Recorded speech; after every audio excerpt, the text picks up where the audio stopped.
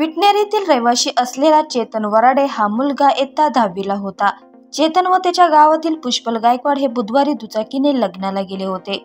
लग्नाहून परतत असताना दोघांची दुचाकी अचानक जळगाव तालुक्यातील वावडदे ते विटनेर दरम्यान जळके गावाजवळ घसरली. दुचाकी घसरून ती दुबजाकावर आदळली व दुबजाकावरील पत्र्याने चेतनच्या मानेची नस कापली गेली. यात रक्तस्राव होऊन गंभीर दुखापत झाल्याने चेतन याचा जागीच मृत्यू झाला, तर दुचाकीस्वार पुष्पल यालाही मार लागला असून तो सुद्धा या अपघातात जखमी झाला आहे.